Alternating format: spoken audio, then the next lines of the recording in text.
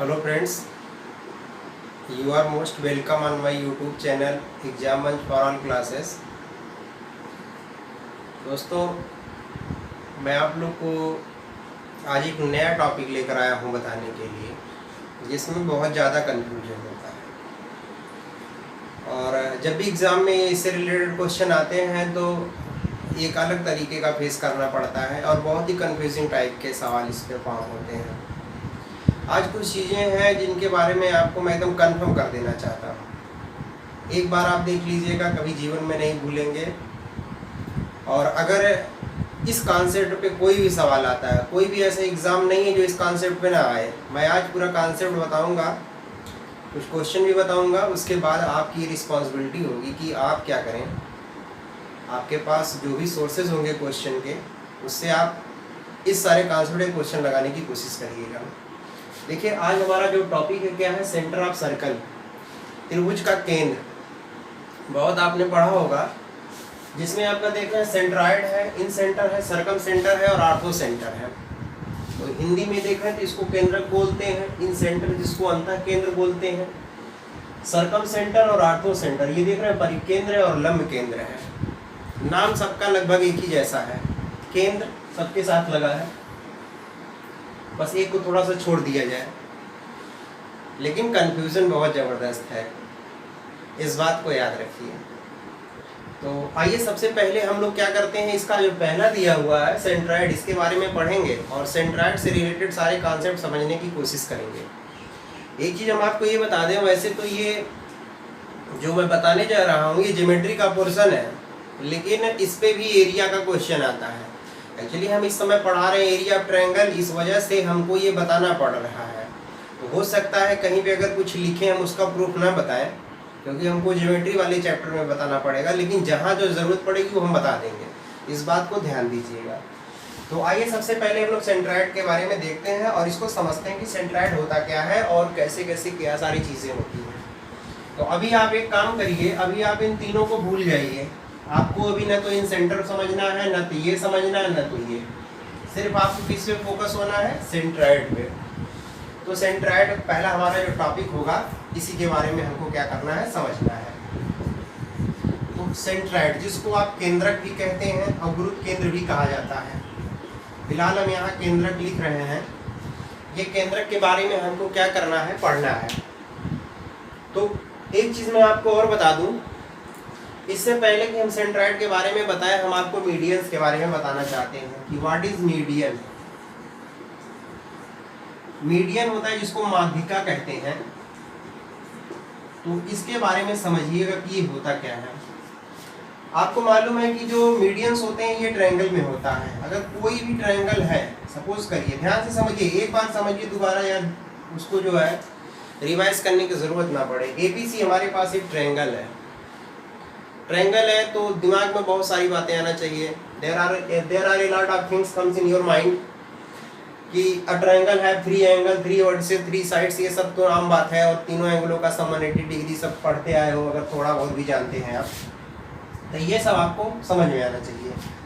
अब इसमें अगर हम क्या करें कि तीनों साइडों के मिड पॉइंट को, मान लीजिए बीसी ले रहे हैं, इसका मिड पॉइंट का मध्य बिंदु, मिड पॉइंट का मतलब मध्य बिंदु, इसको क्या करें, सामने वाले वर्टेक्स से मिला दे, तो आपको मालूम है पहला मीडियन मिल गया, ये पहली माध्यिका है। उसी तरीके से AC का मिड पॉइंट अगर हम सामने वाले वर्टेक्स से मिलाते हैं शीर्ष से, तो आपको मालूम है ये दूसरी मीडियन हमको पता चल गई। और उसी तरीके से अगर हम आपको यहाँ देखिए, अगर इसको मिला देते हैं तो तीसरा मीडियन हो गया। अगर आप इसको E मान लें, यहाँ F मान लें, कहने का मतलब कि यहाँ जितना BD होगा उतना DC होगा, जितना आपका EC होगा उतना AE होगा, जितना आपका ये होगा, ये सब समझ में आना चाहिए। मीडियन क्या करते हैं, साइड वाइज सेक्टर को सामने वाले वर्टेक्स से मिलाया जाता है, ये मीडियन होता है। अब अगर ये मीडियन यहाँ आ गया, किसी ट्रायंगल की बात कर रहे हैं, ध्यान दीजिएगा, किसी भी ट्रायंगल, कहने का मतलब ये है कि ये आपका अगर स्केलन है, मान लीजिए इसका साइड स्मॉल A है, ये साइड स्मॉल B है, ये साइड स्मॉल C है, ऐसा हुआ। इसमें मीडियन की लेंथ इक्वल नहीं होती। लेकिन अगर यही इक्विलेटरल ट्रायंगल की बात होती, ध्यान दीजिए, इसकी बात होती, इक्विलेटरल ट्रायंगल जिसमें तीनों साइड आपस में इक्वल होते हैं, तो उसमें क्या है, मीडियन की लेंथ आपस में क्या होती है, इक्वल होती है। और एक बात और है, ये तो बाइसेक्ट करेगा, ये तो डिफिनीशन ही है मीडियन का। और इस पे ये क्या होता है 90 भी होता है। इसकी बात करें इक्विलेटरल, तो इसमें एक स्पेशल केस बन जाता है, अभी हम लोग इसको बाद में देखेंगे। अभी हम मीडियन के बारे में देखें। मीडियन हमने समझा, तो सेंट्राइड क्या है? एक्चुअली सेंट्राइड क्या है? This is the intersection points of the median of A triangle. किसी भी ट्रायंगल के मीडियंस का इंटरसेक्शन ऑफ पॉइंट है, जिसको हम सेंट्राइड कहते हैं। इसको कैपिटल जी से रिप्रेजेंट करते हैं, which are represented by capital G. तो ये आपका हो गया सेंट्राइड। कोई आपसे पूछे, सिंपल सी बात है, सेंट्राइड क्या होता है? It is the intersection point of the median.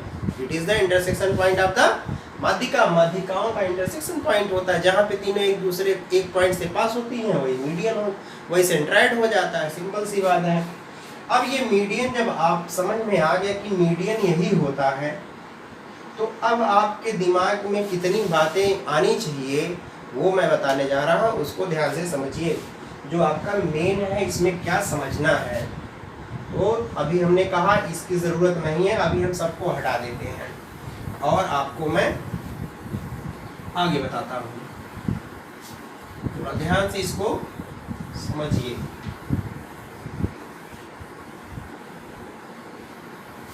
तो हमने कहा सबसे पहले हम बात किसकी कर रहे हैं? मीडियन की बात कर रहे हैं, सॉरी सेंट्राइड की बात कर रहे हैं, इसकी सेंट्राइड, ठीक है, जिसको हम क्या कहते हैं?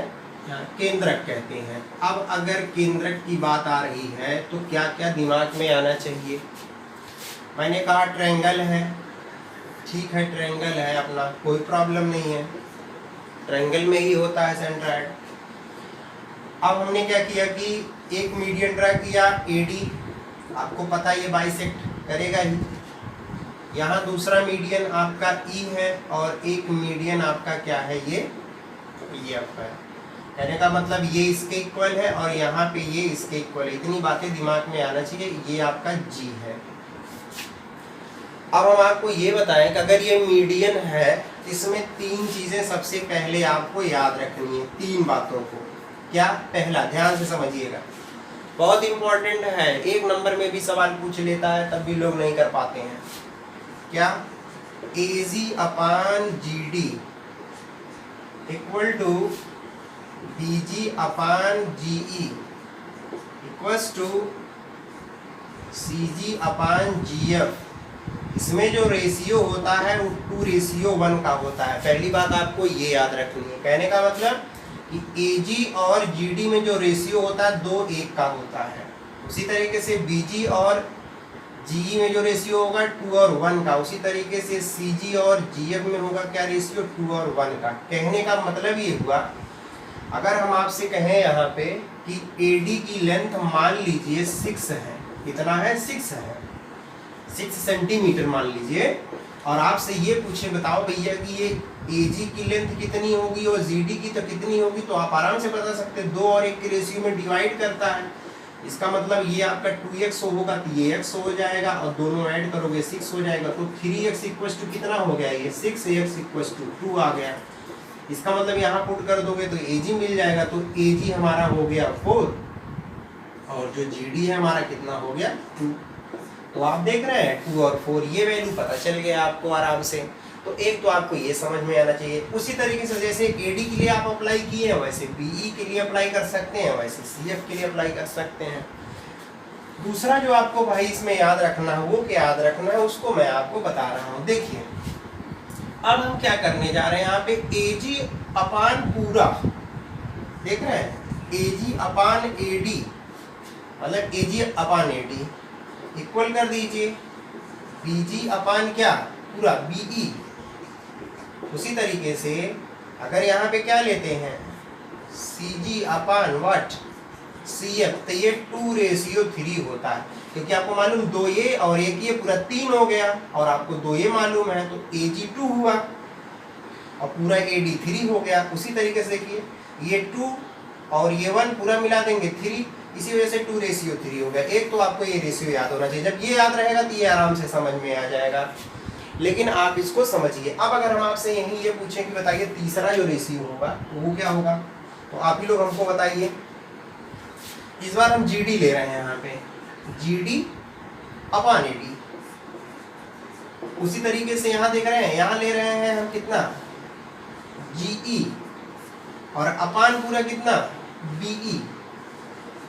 फिर आप देखिएगा यहाँ देखिएगा FG अपान व्हाट पूरा CF। तो देख रहे हैं कितना होगा, ये 1:3 होगा। मैंने कहा ना कि अगर आप एक ये 2:1 है तो आप ये दो तो आप ऑलरेडी एक ये और एक ये, इसको आप आराम से समझ सकते हैं। तो एक तो पहली बात ये है कि सेंट्राइड अगर G है, समझ रहे हैं, तो इनमें क्या रेशियो होता है ये आपको पता होना चाहिए। बहुत सारे क्वेश्चन इस पे फॉर्म होते हैं, ठीक है, पहला। अब आइए हम इसमें बताने जा रहे हैं आपको दूसरा, इसमें जो एरिया का मामला आता है वो क्या होता है। अच्छा एक चीज और बता दें, अभी हमने या चलिए मैं भी इसके बाद बताता हूँ क्योंकि वो स्पेशल केसेस में आएगा, उसको मैं अलग से बताता हूँ। ये तो पहली बात आप ये इसको याद रखें।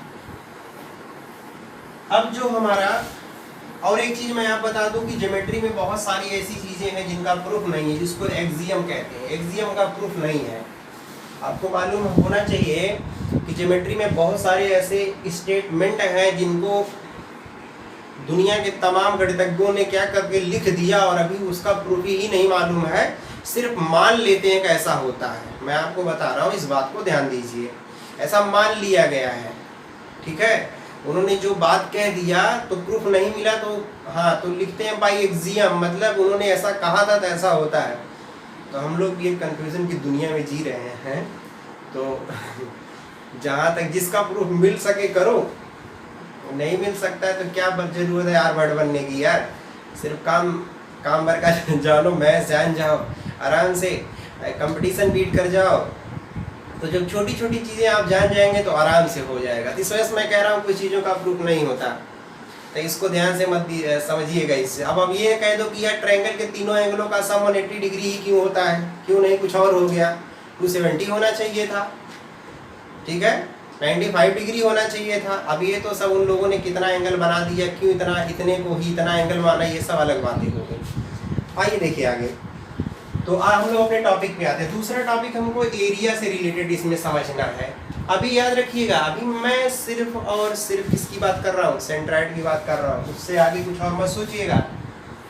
अब देखिए जो सबसे इम्पोर्टेंट है, जिसमें बहुत ज़्यादा क्वेश्चन इससे भी बनता है, पूछ लेता है, ये हमारा रहा ट्रायंगल, और उसके बाद ये हमारे सारे मीडियन है, एडी मीडियन, दूसरा हमारा बीई मीडियन हो गया, तीसरा हमारा क्या हो गया, CF median.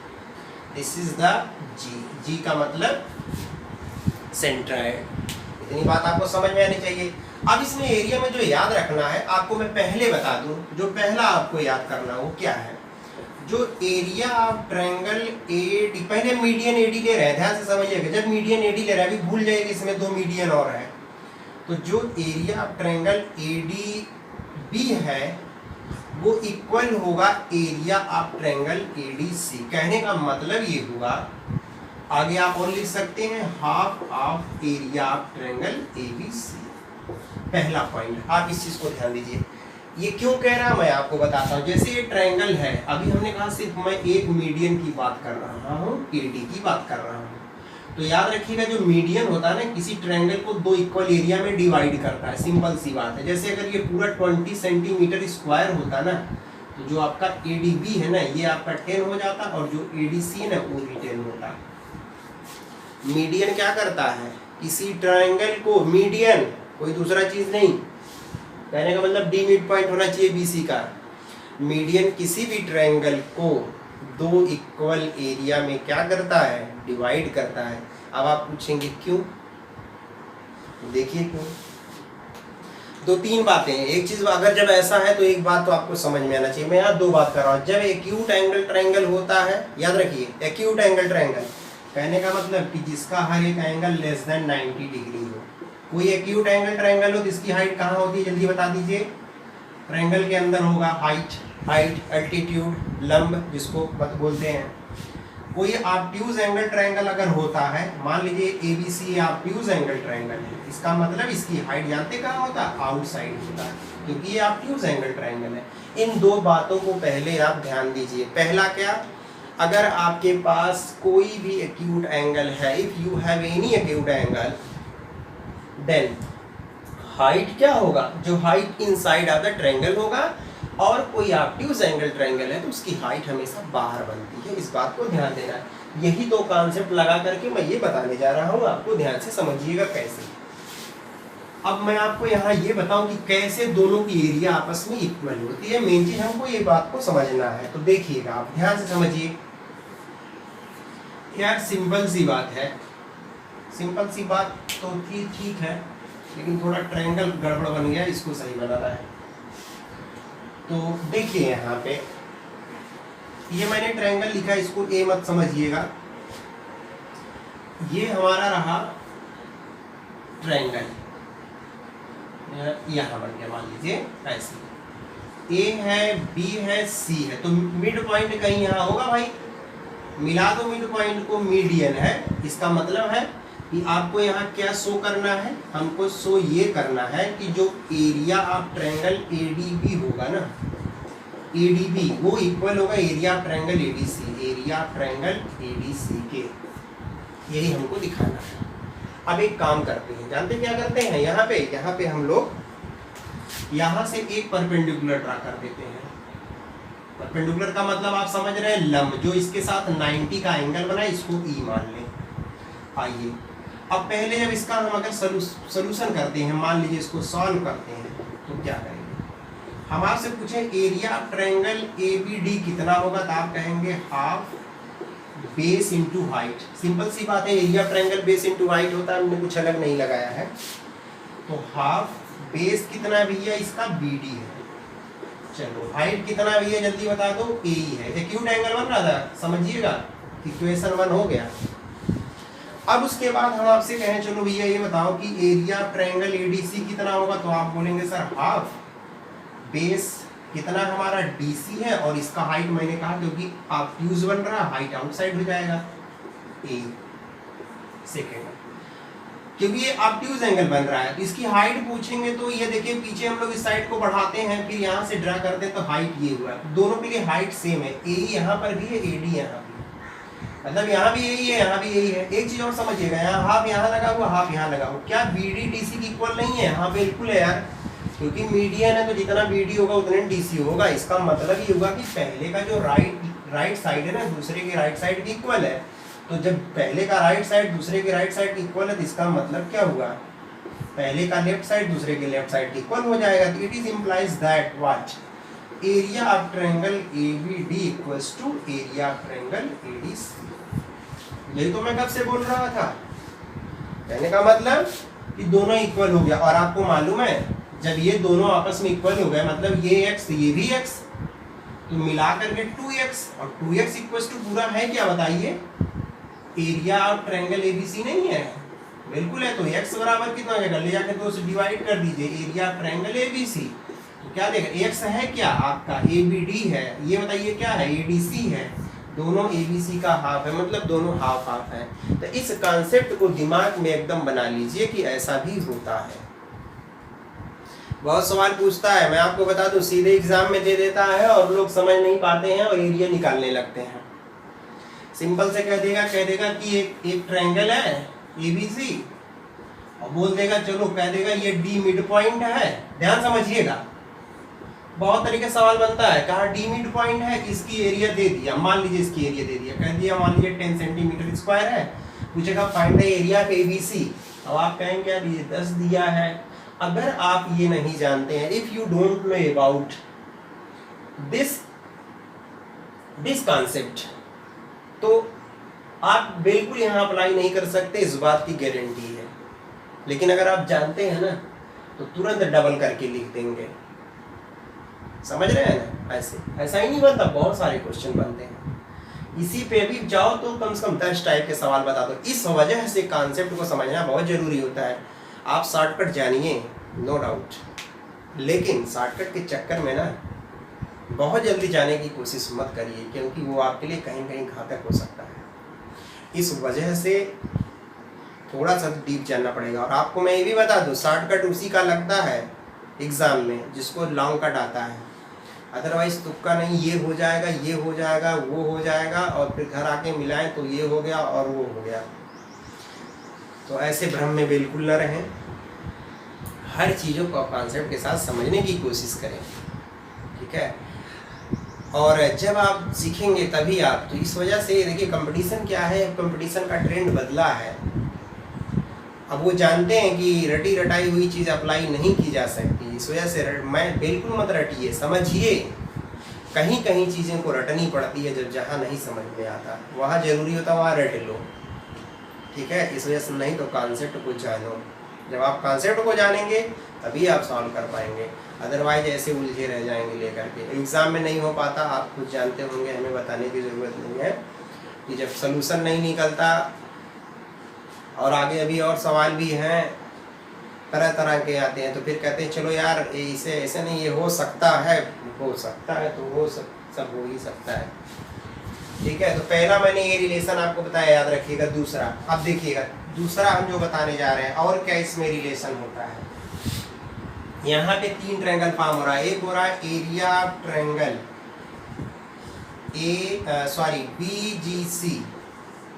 BGC equals to area of triangle AGC, और equals to area of triangle क्या AGB।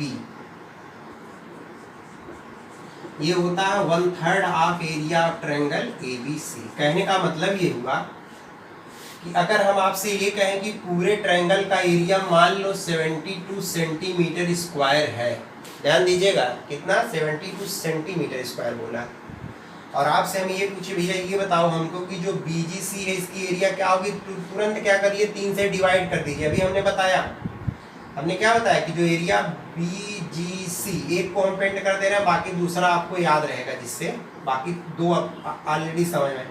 इसकी एरिया ये पूरे का 1/3 होता है, तो कुछ नहीं करना, 3 से इसी को डिवाइड कर दो।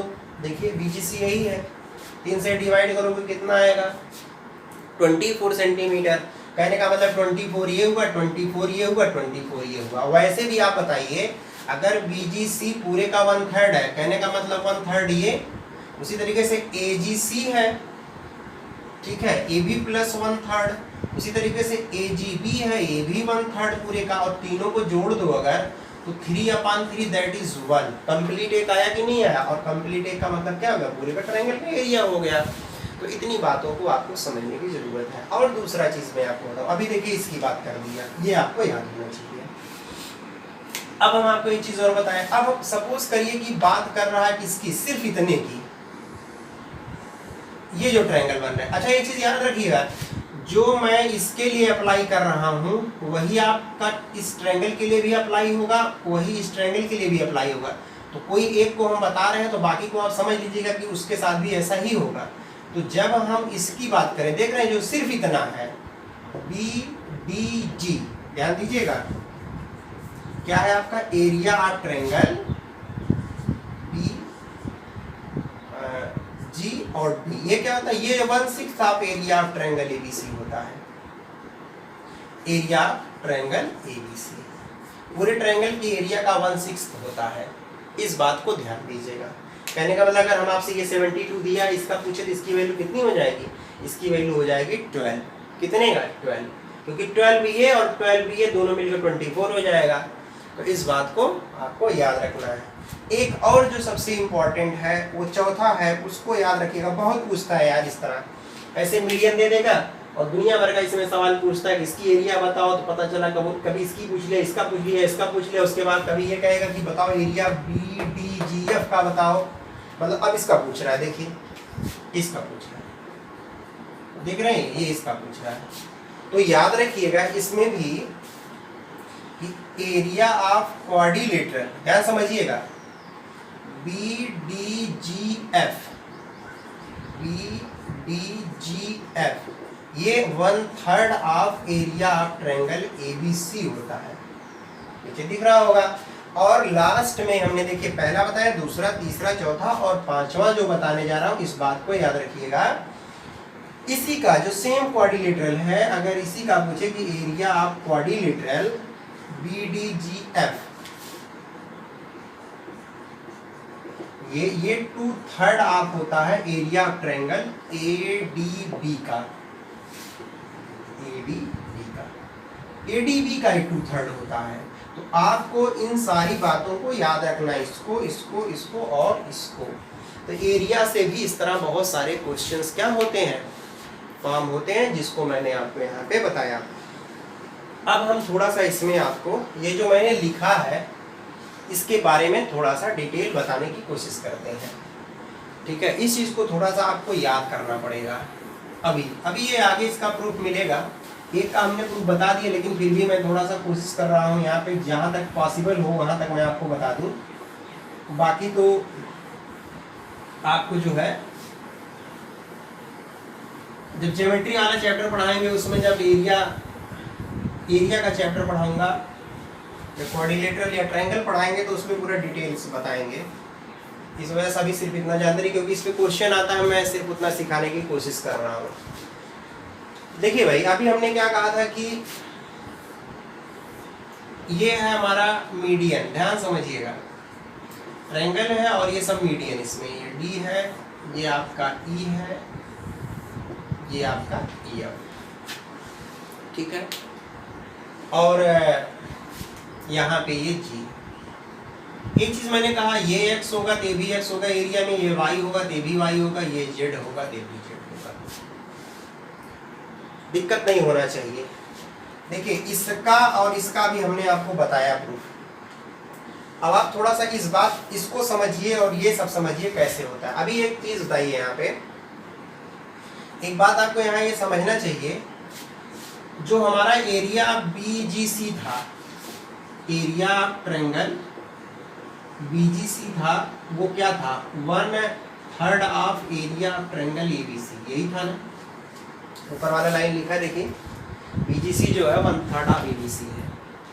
एक चीज बताइए, जब ये मिड पॉइंट हुआ, याद रखिए, इसका मतलब अगर हम इस ट्रायंगल की बात करें तो यहाँ ये भी तो मीडियन का काम कर रहा है। इसका मतलब ये एरिया आपस में इक्वल होगा, ये एरिया इक्वल होगा, ये भी एरिया आपस में इक्वल होगा, ठीक है। इस बात को याद रखिएगा। और आप ये लिख सकते हैं, जो यहाँ पे ये एरिया है ट्रायंगल की BGD, या हम इसको लिख देते हैं एरिया ऑफ ट्रायंगल BGD। ये पता, ये हाफ होगा एरिया ऑफ ट्रायंगल इसके BGC के। अरे भाई, जब ये x है, ये भी x है, तो इस पूरे का ये हाफ होगा। कुछ करना नहीं है, 1/2 रहने दीजिए। यहाँ देख रहे हैं क्या लिख सकते हैं, ये लिख सकते हैं 1/3 ऑफ एरिया ऑफ क्या ट्रायंगल ABC। तो कितना आ जाएगा, 1/6 एरिया ऑफ ट्रायंगल ABC। देख रहे हैं ये कहाँ गया, ये वाला लाइन, ये वाला देखिए ऐसे, ठीक है। उसी तरीके से अगर y वाला कहेगा, y की बात करेगा, ये भी 1/6 होगा। अगर ये z कहता है, ये भी 1/6 होगा। z का मतलब आप ये समझिए AGF समझिए, y का मतलब आप GEC समझिए। तो मैंने कहा मैं एक बता रहा हूँ, बाकी चीज़ों को आपको इससे समझ लेना है कि हाँ ऐसा होता है। तो इस चीज़ को ध्यान से समझिए। अब एक बात हमको बताइए, ध्यान समझिए। अभी हम, अच्छा ये निकाला क्या है, ये आप निकाला हमने इसकी एरिया निकाला, ध्यान समझिएगा। इसकी एरिया, इसका मतलब ये x है यार, इसी को तो निकाले हो। उसी तरीके से अगर हम ये z की बात करें, यहाँ z की बात करें, इसका मतलब z भी क्या होगा, 1/6 एरिया ऑफ ट्रायंगल ABC होगा। और आपको मालूम है, ये दोनों ऐड कर दीजिए, x और y को ऐड करिए यहाँ पे, इसको आप मान लीजिए 1, इसको 2 मान लीजिए। तो जब x और y ऐड करोगे, x + y हो गया। देख रहे हैं 1/6 कितना, 5/6 2/6। और यहाँ क्या लिख देंगे, एरिया ऑफ ट्रायंगल ABC। तो बताइए 1/3 एरिया ऑफ ट्रायंगल ABC नहीं हुआ। यहाँ देखिए, और x + y है क्या, सॉरी x + z था यार, y नहीं z, x + z ये है क्या, x + z देखिए पूरा नहीं है ये आपका, यहाँ तक पूरा क्वाड्रिलेटरल का एरिया नहीं है। क्या हमने यहाँ लिखा है, 1/3 ऑफ ABC, देखिए ये मिला हुआ है, 1/3 ऑफ ABC। तो ये जो सारी कॉन्सेप्ट हैं, ये आपको समझने की ज़रूरत है। उसी तरीके से अभी इसको सॉल्व करेंगे, वो भी हो जाएगा, ठीक है। तो ये था अभी आपका सिर्फ मीडियन से रिलेटेड कॉन्सेप्ट जो मैंने बताया। अगला इसी में एक मैं आपको और अगर इसी के साथ लगा हुआ है उसको भी मैं बता देता हूँ, उसको भी आप ध्यान से समझने की कोशिश करिए। बहुत सारे कॉन्सेप्ट हैं जो आपको समझना चाहिए और आना भी चाहिए। मैं आपसे फिर कहा कि अभी हम सिर्फ सेंट्रॉइड की और मीडियन की बात कर रहे हैं, अभी इन सेंटर की बात नहीं किए हैं, और सरकम सेंटर की बात नहीं किए हैं, आर्थो सेंटर की बात नहीं की है। मैंने कहा ना, सारे सेंटर अलग अलग होते हैं, ऐसा नहीं है हर एक सेंटर को हम एक चीज़ नहीं समझ सकते। ठीक है, आइए देखिए क्या है। अगला क्या है, याद रखो बहुत सारे कॉन्सेप्ट हैं, अगर हम एक दूसरे से लिंक करके बताने लगे तो ये खत्म होने वाली चीज़ें नहीं है, उस बात को थोड़ा सा ध्यान दीजिएगा। अब आपको मैं ये बताऊं, जैसे ट्रायंगल हमारे पास है और अगर ये BE एक मीडियन है और एक CF मीडियन है, ठीक है, ये पॉइंट O है यहाँ, सॉरी इसको O मान लेते हैं, वो कहाँ से होगा, ये तो G होगा ना, क्योंकि G होगा, सेंट्राइड है तो G होगा, ये G है। तो एक चीज याद रखिएगा कि अगर ट्रायंगल में, in triangle ABC BE and CF are medians, क्या है ये, अगर ये मीडियंस हैं, एक बात याद रखिएगा, अगर इसको हम मिला देते हैं भाई ना, इसको EF को, तो यहाँ जो EF होगा ना वो पैरेलल टू BC हो जाएगा, एंड EF जो होगा ना हाफ हाफ क्या हो जाएगा। एक्चुअली यार ये जो है जब आप पढ़ेंगे MPT मिड पॉइंट थ्योरम, उसमें दिया हुआ है। मिड पॉइंट थ्योरम दरअसल ये कहता है कि किसी भी ट्रायंगल में, इन एनी ट्रायंगल, ठीक है, आप क्या करिए, दो साइडों के मिड पॉइंट को मिला दीजिए, joining the mid point of two side. Suppose करिए E और F है, तो जो लाइन EF मिल रहा है ना वो तीसरे साइड का हाफ होता है, और जो साइड EF मिल रहा है ना वो तीसरे साइड के पैरेलल होता है। दरअसल ये मिड पॉइंट थ्योरम ये कहता है, उसी से ये लगा हुआ है। आपको मालूम, जब ये मीडियन हुआ BE तो आपको पता ये इसके बराबर होगा, जब ये मीडियन हुआ तो आपको पता ये इसके बराबर होगा। तो इसका मतलब दोनों को हम मिला दिए, मिड पॉइंट को ही तो मिलाए हैं। तो जब मिड पॉइंट है तो आपको ये बात समझ में आना चाहिए, क्या चीज़ यहाँ पे, कि EF जो है इस BC के पैरेलल हो जाएगा और EF जो है BC का हाफ हो जाएगा। कहने का मतलब अगर BC की वैल्यू 10 दिया है तो तुरंत आप, और ये मीडियन दिया, इसको मिलाया गया, कभी क्वेश्चन आता है एरिया पता करने के लिए, तो ध्यान दीजिएगा, अगर BE और CF मीडियन है और BC की वैल्यू 10 दिया, तुरंत इसको 5 ले सकते हैं, इसको EF को, पहली बात। दूसरी चीज़, अब इसी में हम आपको एक चीज़ और बता दें, ये भी बहुत पूछता है, इसको मिला दीजिए, इसको मान ले रहे हैं हम D, क्या मान लेते हैं इसको, D, और ये है हमारा O, याद रखिए इसमें। तो यहाँ पे एक चीज मैं आपको और जो बताने जा रहा हूँ वो याद रखिएगा कि यहाँ जो वैल्यू ऑफ AD होता है, इस बात को ध्यान दीजिएगा। एक तो आपको ये याद रखना है, दूसरा इसमें रिलेशन क्या याद रखना है, जो AD होगा ये होगा ट्वाइस ऑफ AO, मतलब AD की वैल्यू AO का डबल होगा। इस बात को भी आप ध्यान दीजिएगा। कैसे, मैं आपको बताता हूँ। देखिए इसमें दरअसल यहाँ दो ट्रायंगल बन रहा है, एक ट्रायंगल फॉर्म हो रहा है आपका AOE और दूसरा ADC, ये दोनों दरअसल सिमिलर ट्रायंगल है। कैसे आपको मालूम, ये लाइन अगर इसके पैरेलल है तो ये वाला एंगल इसके इक्वल हो गया, करेस्पॉन्डिंग एंगल, और ये दोनों में कॉमन है। तो जब यहाँ पे, अच्छा, जब दो सिमिलर ट्रायंगल होते हैं तो इनके करेस्पॉन्डिंग साइड का रेशियो आपस में इक्वल होता है। कहने का मतलब यहाँ अगर AO लेंगे छोटे वाले का तो बड़े वाले का AD हो जाएगा। मतलब यहाँ लिख सकते हैं, since triangle AOE similar to triangle क्या, ADC, सिमिलर भी है तो AO अपान क्या होगा, AD। दूसरी चीज क्या है, अगर छोटे वाले ट्रायंगल का हम OE ले रहे हैं तो आपको मालूम है बड़े वाले का क्या लेंगे, DC। तो यहाँ AO और AD रहने दो, ठीक है। एक बात बताइए, हम अगर हम मान लेते हैं कि BC हमारा 4x है, जिसका मतलब EF 2x रहा होगा, अभी हमने बताया, तो EF 2x रहा होगा, इसका मतलब हुआ कि ये x रहा होगा, ये 2x रहा होगा, भाई इसका हाफ ये, इसका भी ये हाफ।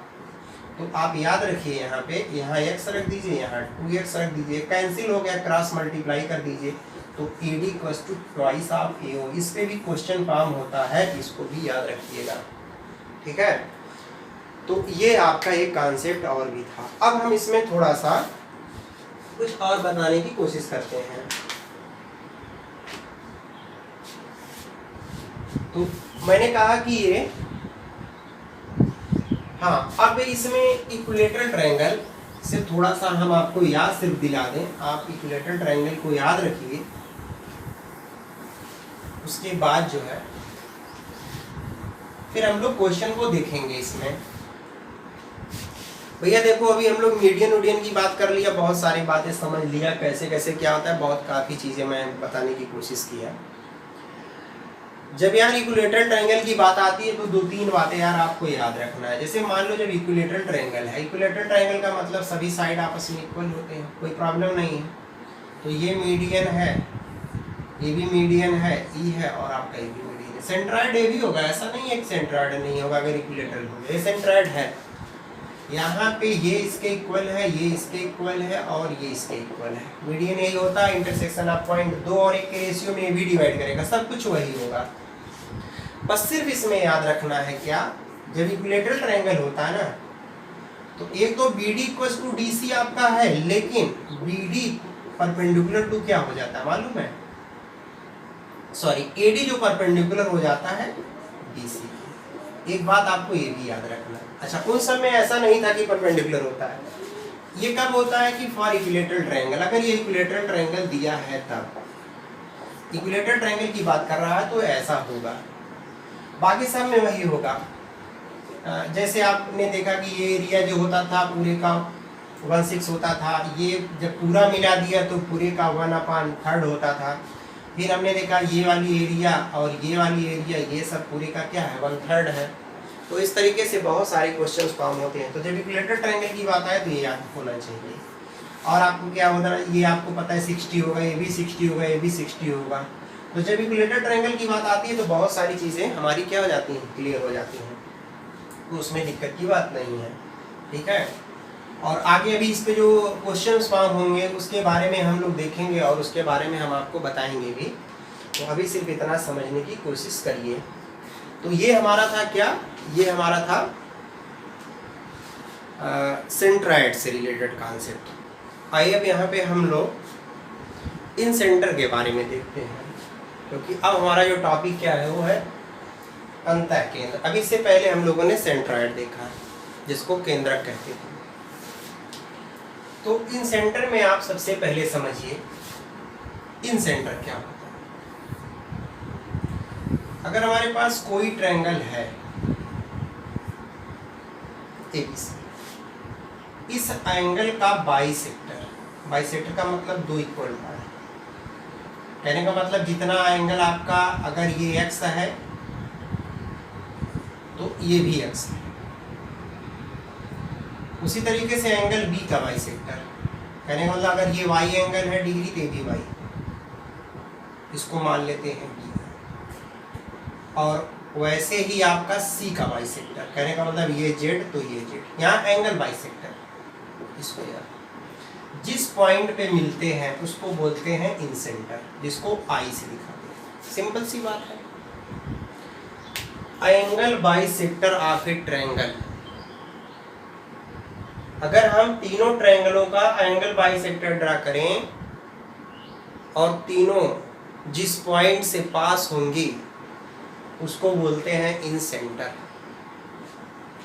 जिसको हिंदी में कहते हैं अंतःकेंद्र। अब अगर ये इन सेंटर है तो 2-3 बातें आपको समझने की जरूरत है। वो क्या, मैंने कहा कि ये ट्रायंगल है, ये इन सेंटर है, ये आपका ABC ट्रायंगल, इसका बाइसेक्टर ये है, इसका बाइसेक्टर ये है, और इसका बाइसेक्टर C का बाइसेक्टर ये है, ये I है। इसको सेंटर मान करके और OD रेडियस लेकर के अगर आप एक सर्किल ड्रा करते हैं तो सर्किल आपका इस ऐसे पास होगा। मैंने क्या कहा, अगर ये आपका angle bisector AD is the angle bisector of angle A, BE angle bisector of B, CF angle bisector of C, ऐसा है, और तीनों एक पॉइंट से पास कर रहे हैं तो इसको बोलते हैं इन सेंटर। मैंने कहा कि अगर OD को रेडियस मान करके और I को सेंटर मान के एक सर्किल ड्रा करेंगे तो सर्किल आपका ऐसे ही पास होगा।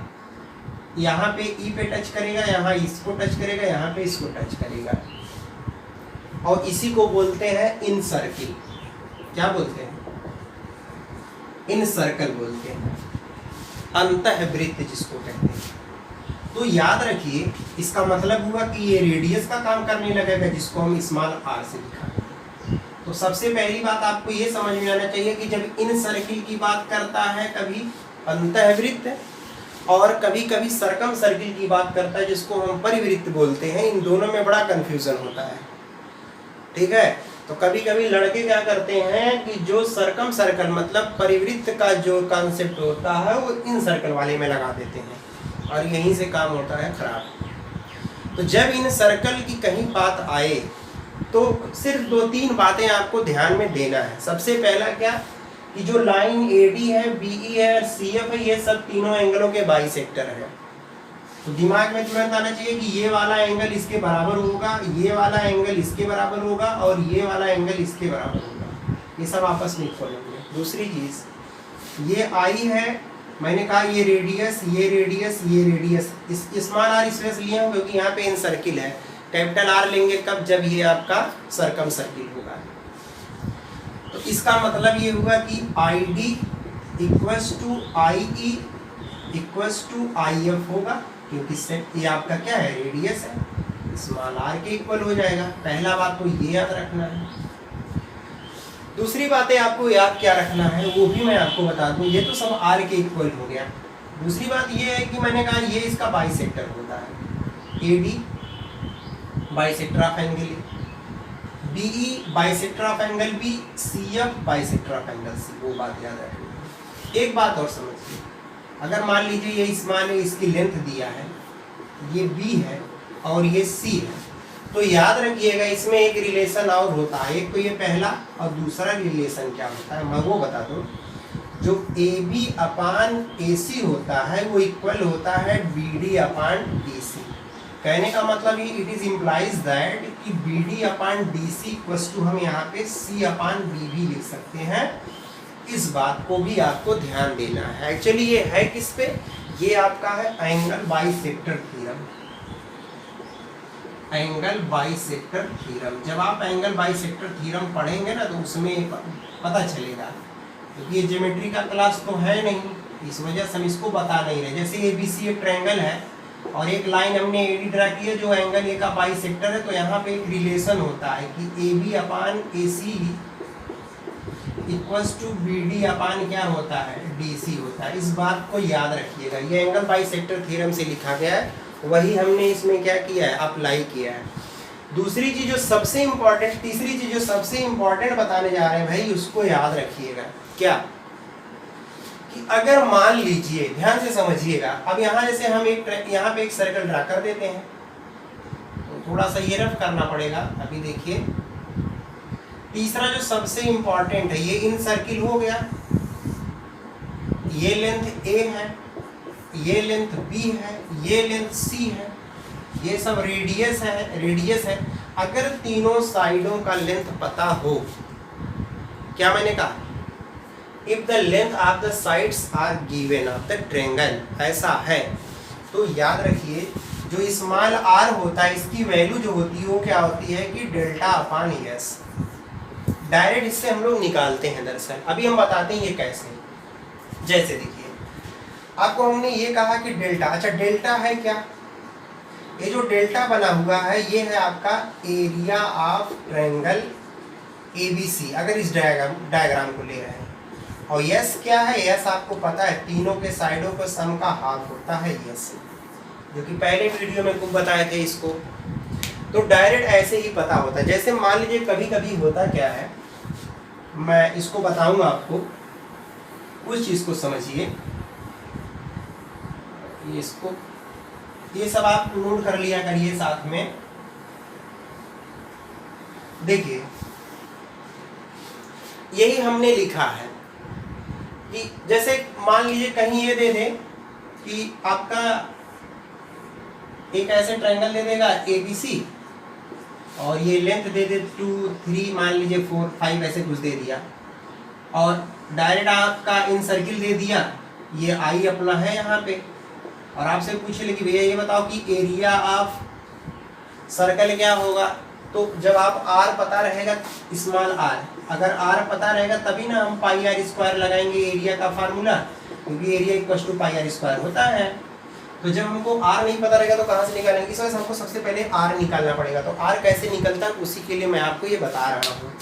याद रखिएगा ये किस ट्रायंगल की बात हो रही है, ये ट्रायंगल की बात हो रही है जो आपका स्केलेन ट्रायंगल दिया हो, मैं उसकी बात कर रहा हूँ। तो कैसे हम लोग निकालेंगे आइए ध्यान से समझते हैं। एक चीज हमको बताइए, आप लोग ध्यान से समझिए। जब ये यहाँ टच कर रहा है, यहाँ पे इसको टच कर रहा है, यहाँ पे इसको टच कर रहा है, तो ये पॉइंट ऑफ कांटेक्ट होगा। जैसे कोई ट्रायंगल है, कोई सर्कल है और एक लाइन है टेंजेंट और सेंटर से इसको मिला दिया जाए तो इस पे 90 फॉर्म होता है, इतना तो आपको पता ही है, क्योंकि ये हो गया पॉइंट ऑफ कांटेक्ट, इसलिए टेंजेंट है। टेंजेंट क्या होता है, a line touches the circle only one given point, एक ऐसा लाइन जो सर्किल को किसी एक पॉइंट पे क्या करता हो, टच करता, दैट इज कॉल्ड टेंजेंट। जिस पॉइंट पे टच करता है उसको बोलते हैं point of contact, point of contact. और आपको मालूम है पॉइंट ऑफ कांटेक्ट और इसके बीच में 90 का एंगल बनता है। अगर ये सेंटर से यहाँ लाइन और पॉइंट ऑफ कांटेक्ट को मिला दीजिए तो 90 बनता है। कहने का मतलब ये हुआ कि OD perpendicular on BC, OE perpendicular on AC and OF perpendicular on BC।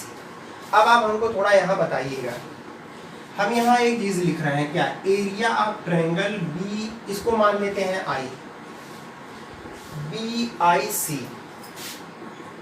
Plus area of triangle AIC plus area of triangle AIB, अगर तीनों को हम ऐड कर दें तो आपको पता है किसके लिए इक्वल हो जाएगा, एरिया ऑफ ट्रायंगल ABC के इक्वल हो जाएगा। भाई अगर आप तीनों के एरिया कट जाएंगे, अच्छा अब आइए बताइए इसके एरिया जल्दी बता दीजिए, हाफ। बेस कितना है, स्मॉल a, हाइट कितनी है r, प्लस उसी तरीके से जब AIC का निकालेंगे, बेस b हाइट r,